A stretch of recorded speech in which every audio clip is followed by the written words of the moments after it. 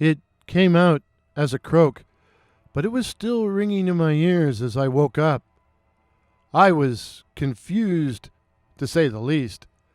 I turned over towards... But of course, she wasn't there. She hadn't been there for months. I was alone. Totally alone. But... I was sure I'd heard someone say, "Help!" I sat up and stopped dead, just hung there on the edge of the bed. Truth was, I didn't feel too good. I'd had too much last night. Perhaps not without reason, but too much. Maybe I was the one who needed help. It had been a rough year. I'd broken up with my girlfriend in the spring, and I'd been turned down for promotion twice. And both times I was the best qualified candidate. I know it. Truth was, I was starting to feel like a marked man. I was starting to be excluded from meetings, and when the gang went out to lunch, I wasn't included, unless I pointedly invited myself. Often my colleagues would stop talking when I walked past. Were they talking about me?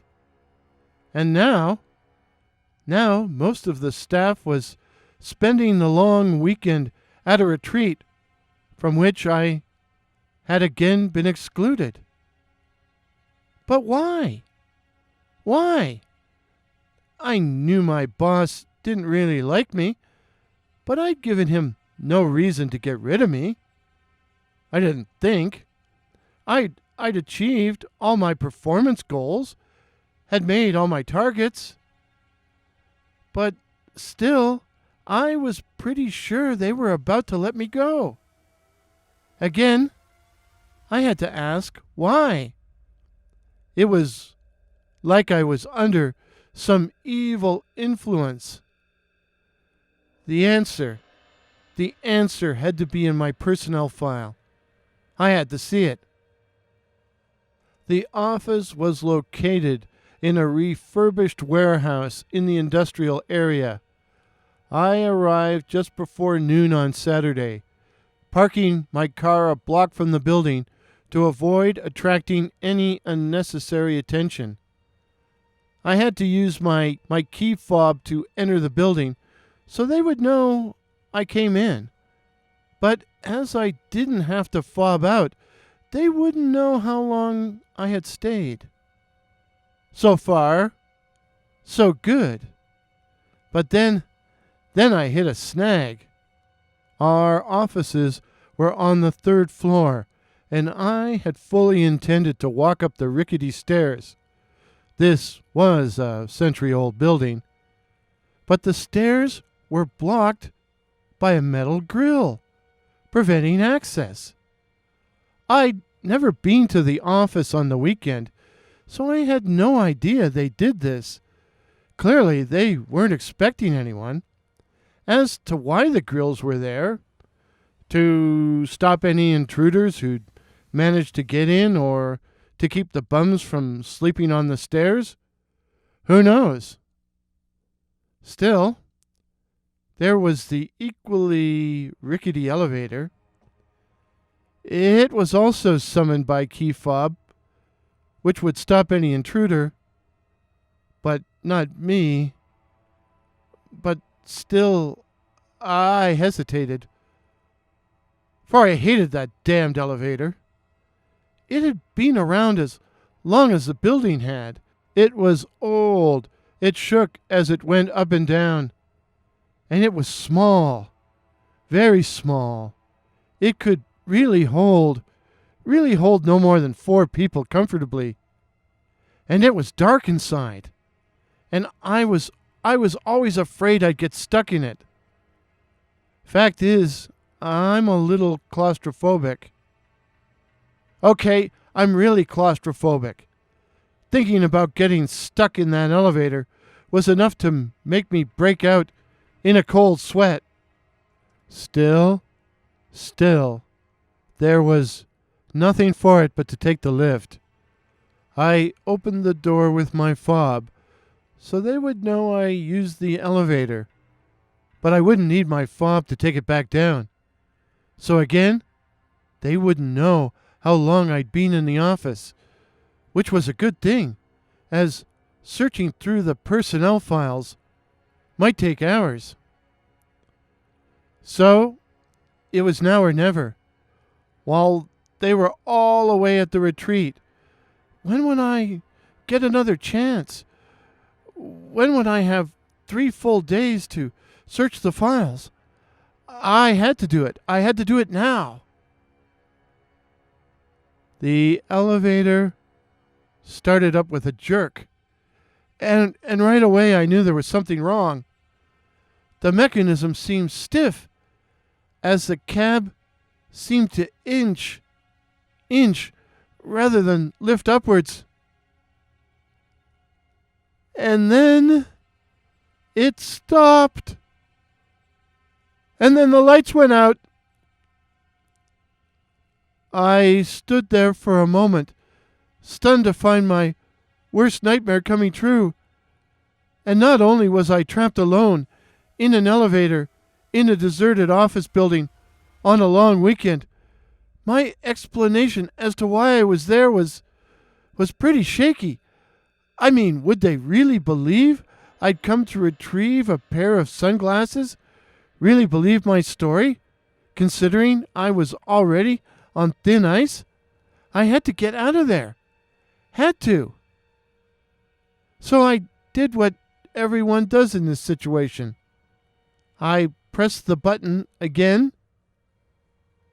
and when nothing happened, again and again and again and again and again and again and again and again, pressing my thumb against the button hard and then slamming the button as if I was trying to push my finger through it.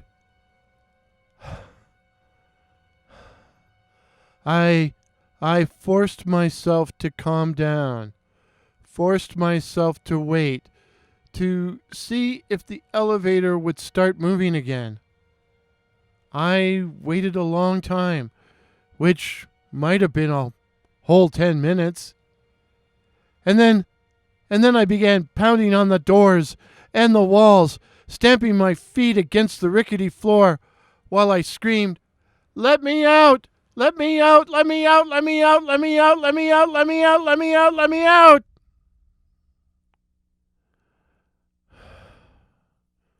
I eventually had to pause for breath.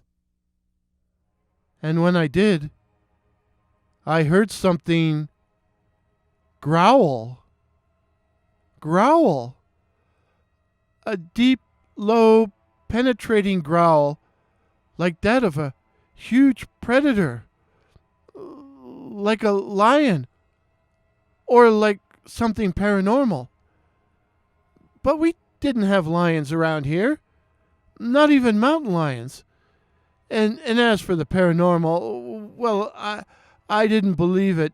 Didn't believe in any of that stuff. I didn't. The growling faded out, to be replaced by a high-pitched ethereal moaning that made the hairs on the back of my neck begin to rise. It sounded like an armada of ghosts was moving overhead, floating down the dark halls of the office. I had to get out of there. But how? I was trapped. And I'd been screaming. Did they know I was there?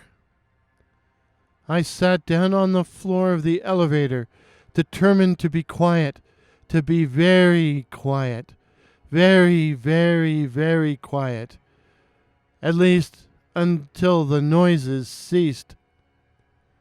They were laughing now, laughing like maniacs, sounding like the madhouse at a carnival. I must have sat there for hours, listening to the macabre noises, which sounded like the special effects in a bad horror movie. What was going on? Surely those noises couldn't be real. Were those sounds piped in to scare off potential burglars? Who ever heard of such a thing? But I had no other explanation, unless it was that something evil, something monstrous, was up there on the third floor. Eventually, I must have fallen asleep. For how long? I don't know. But when I woke up, I found I was stiff, hungry, and thirsty. Very thirsty.